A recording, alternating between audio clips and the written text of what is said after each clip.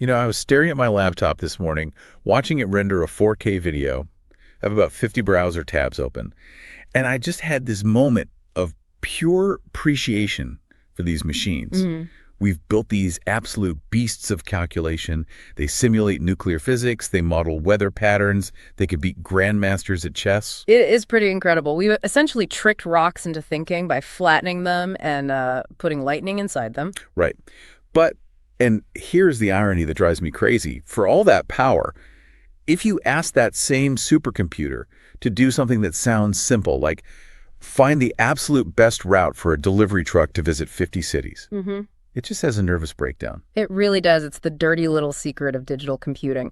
We've mastered sequential logic, math, spreadsheets, rendering, but we're basically in the Stone Age when it comes to optimization. Optimization, that's the magic word today. It is, because life isn't usually about 2 + 2 = 4. It's about choosing the best option out of, a trillion terrible ones. And standard computers are just awful at that. They are. They have to check every single possibility, one by one. Which, for the traveling salesman problem, the 50 cities, would take longer than the age of the universe.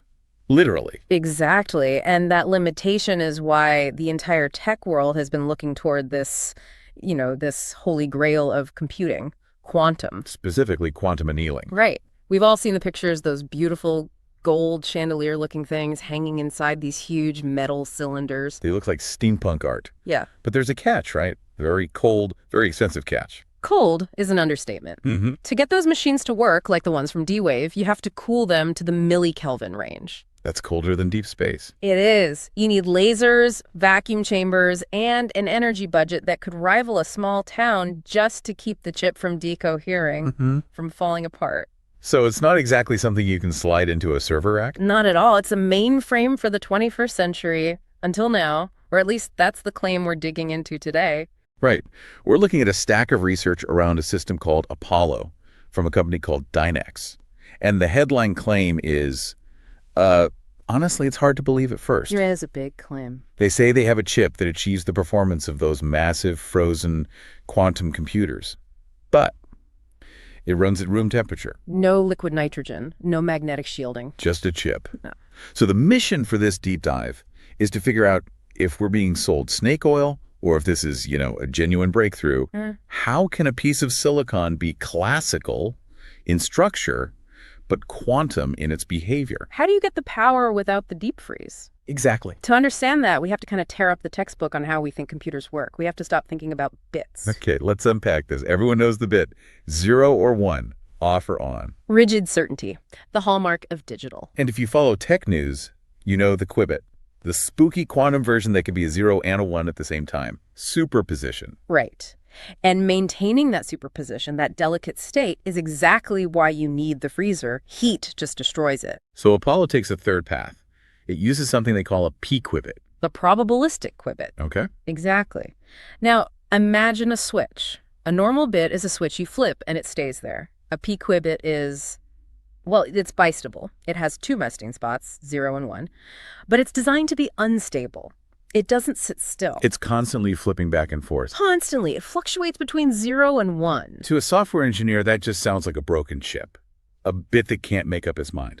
In a calculator, it would be a total disaster. You don't want your bank balance flipping randomly. Right. But for optimization, this indecision is a feature. You want the system to be fluid. You want it to sort of shiver through all the different possibilities. Okay, I can see that. If you're searching for an answer, you need movement. But if it's just flipping like a coin toss, how is that not just noise? And that is the billion-dollar question. It's not that it flips. It's about what makes it flip. And that brings us to the engine of the Apollo chip. The IQEU. The Integrated Quantum Entropy Unit, which is a fantastic name for a sci-fi engine, I have to say. It really is, but it's grounded in real physics. See, in a normal computer simulation, if we need randomness, we use an algorithm. Pseudo-random. Exactly. It's a math formula that looks messy, but if you ran it twice, you'd get the same result. It's deterministic. It's fake chaos. Great chaos, yes. But nature doesn't use algorithms. Apollo's IQEU taps into physical noise sources on the chip itself, specifically quantum tunneling and shot noise. Whoa, okay, slow down. Quantum tunneling, getting into the heavy stuff. We are. In the microscopic world of electrons, particles don't just flow like water. Sometimes they just teleport through walls. They tunnel across barriers they shouldn't be able to cross. And this creates a noise signal. A very specific, very unique type of noise signal. So the noise isn't a bug, it's the fuel. The noise is the fuel. Exactly. Each of the 10,000 p qubits on the Apollo chip has its own dedicated line to this quantum noise. So you have a physical switch, which is classical, but the hand that's flipping that switch is guided by true quantum entropy. That's a crucial distinction. The car is a Toyota, standard manufacturing, but the fuel in the tank is stardust. That's a pretty good way to put it, yeah. The hardware is classical CMOS, but the behavior is driven by true physical quantum stochasticity. The randomness is pure. So we have 10,000 of these jittery quantum-fueled switches.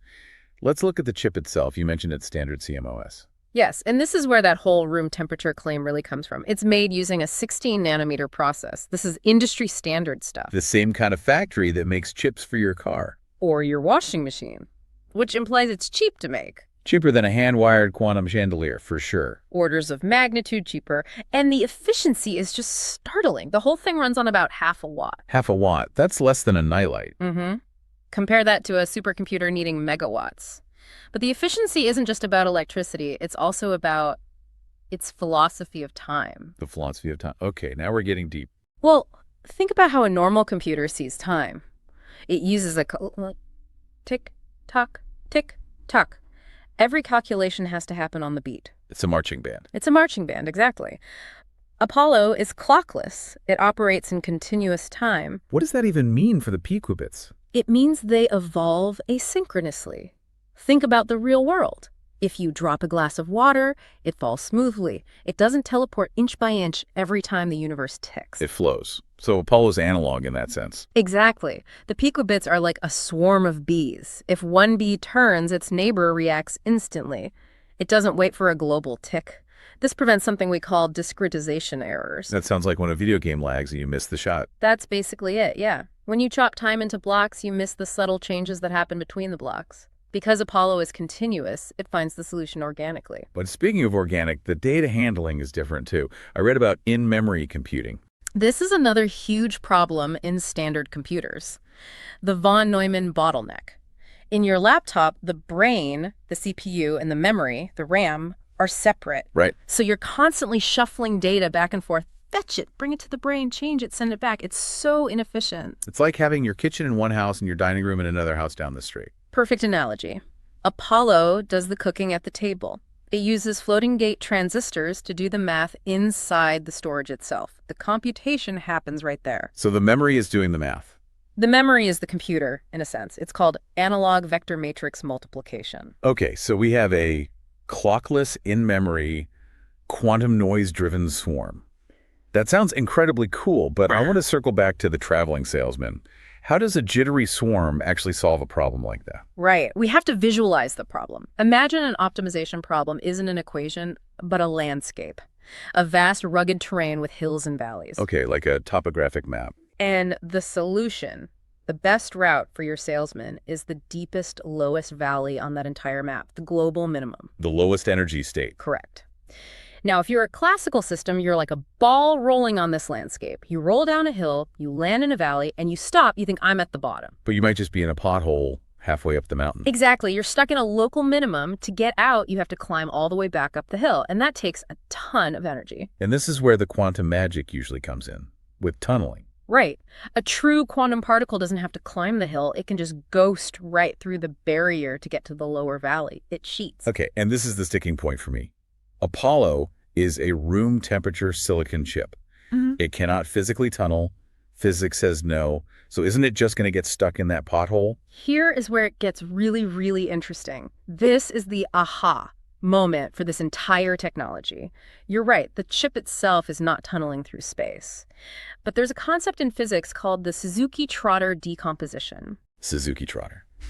Sounds like a law firm. Or a dance move. It's a mathematical equivalence principle.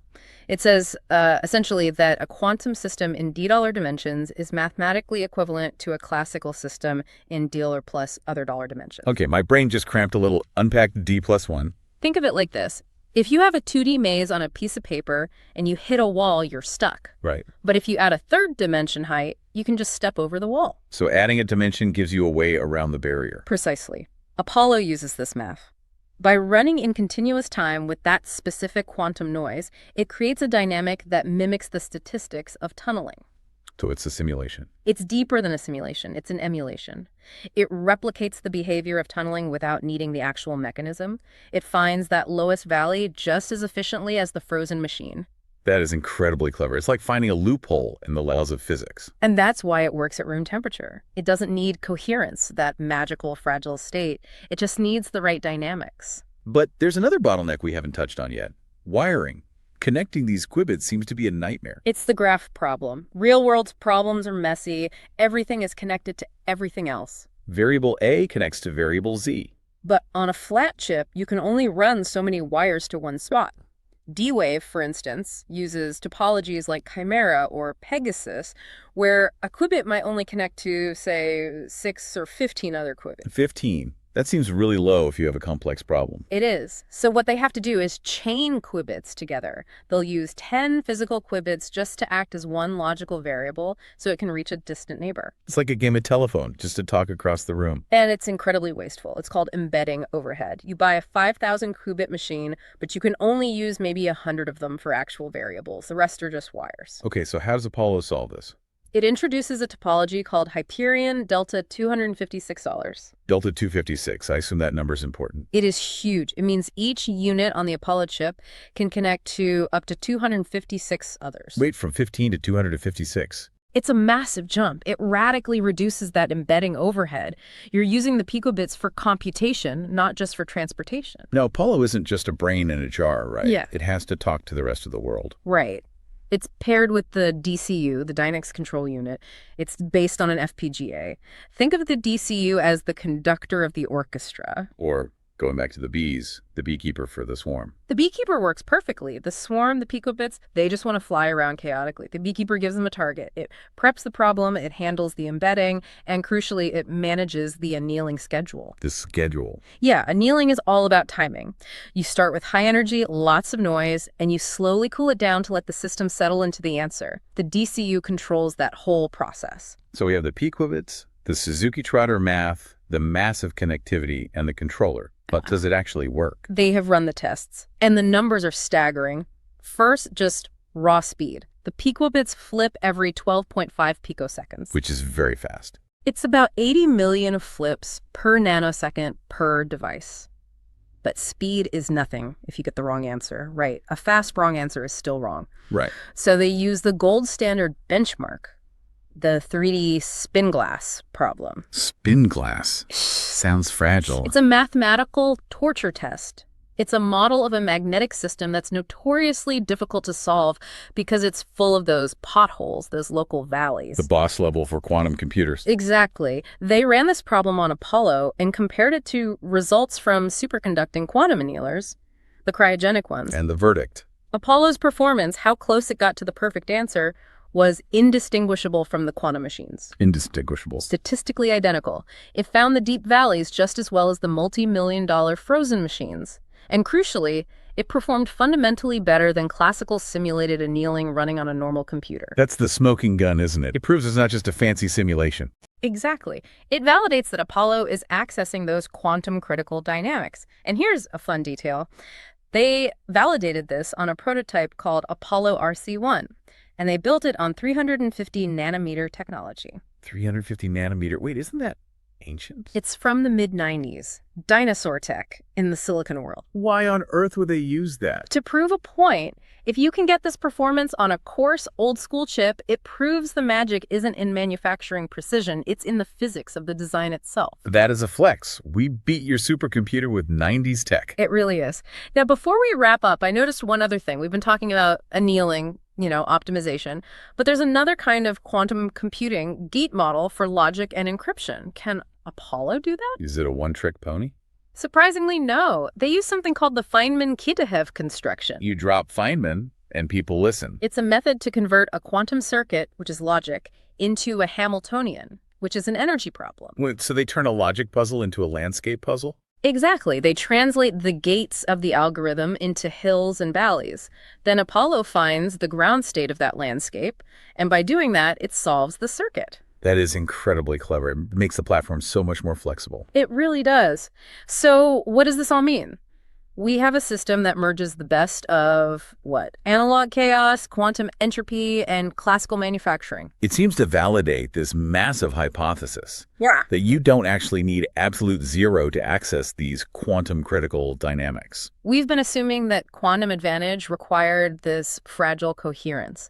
Apollo suggests that if you have the right dynamics, the continuous time, the quantum noise, you can get the power of quantum computing in a package that looks a lot like the chips we already know how to build. Which opens the door for massive scaling. If you don't need a fridge for every chip, you can just link hundreds of them together. Exactly. Put them on a PCIe card in a standard server, stack them. We could be talking about million qubit workloads. It shifts the bottleneck from physics to engineering, and humans are very, very good at engineering. And that is where we'll leave you today. A room temperature revolution in a silicon chip. Here's a final provocative thought to mull over. If the quantum advantage in optimization primarily comes from the dynamics of the system rather than the coherence of the qubits, have we been overcomplicating the hardware solution for the last 2 decades? Could the future of quantum computing actually look a lot like the silicon chips inside your phone right now? It's the question that could define the next decade of computing. Hey, thanks for listening to this deep dive. Stay curious.